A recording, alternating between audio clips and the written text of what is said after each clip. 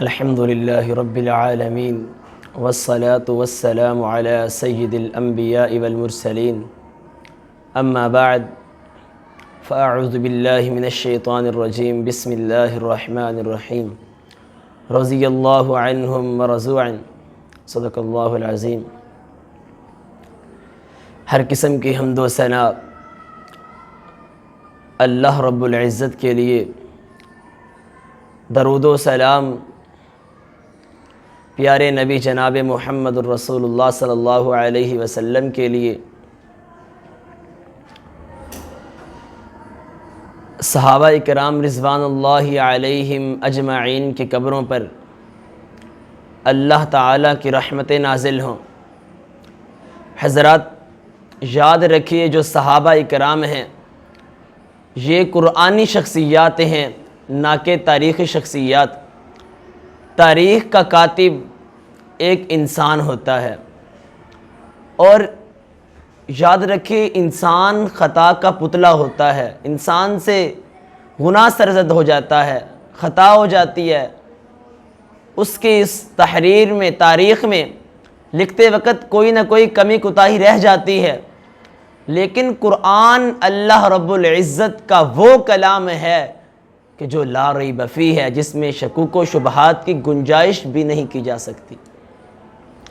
اللہ نے واضح اعلان فرما دیا رضی اللہ عنہم ورضوا عنہ کہ اللہ صحابہ کرام پہ راضی ہو گئے۔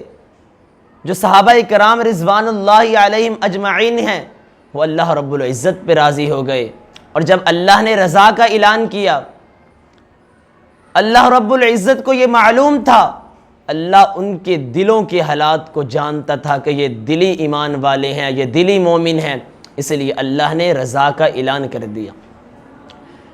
شیخ الاسلام امام ابن تیمیہ رحمۃ اللہ علیہ فرماتے ہیں، فرمایا جو رضا ہے یہ اللہ تعالیٰ کی صفت قدیم ہے، اور جس سے اللہ ایک بار راضی ہو جاتا ہے پھر ہمیشہ کے لیے اس سے اللہ راضی ہو جاتا ہے۔ راضی ہو جانا یہ ایک علم ہے جو کہ اللہ رب العزت نے ہمیں عطا کیا، اور جو تاریخ ہے یہ ظن اور گمان ہے۔ جو ظن اور گمان کی پیروی کرتا ہے یہ کبیرہ گناہ ہے، اور کئی دفعہ بندہ اس سے کافر ہو جاتا ہے۔ راضی ہو جانا یہ اللہ کی بہت بڑی نعمت ہے کہ جو اللہ رب العزت جنتیوں کو سب سے آخر میں دیں گے، لیکن اللہ رب العزت نے میرے آقا کریمین کے اصحاب کو، میرے آقا کریمین کے پیاروں کو دنیا میں عطا کر دی۔ تو خدا را میرے آقا کریمین کے صحابہ سے محبت کریں، میرے آقا کریمین کے صحابہ کے بارے میں جو اللہ نے قرآن میں کہہ دیا اس پہ ڈٹ جائیں، تاریخ کے محتاج نہ بنیں۔ اگر تم تاریخ کے محتاج بن جاؤ گے، تاریخ ظن اور گمان ہے، اور بندہ اس سے کئی دفعہ کافر بھی ہو جاتا ہے۔ حیات باقی، ملاقات باقی، والسلام۔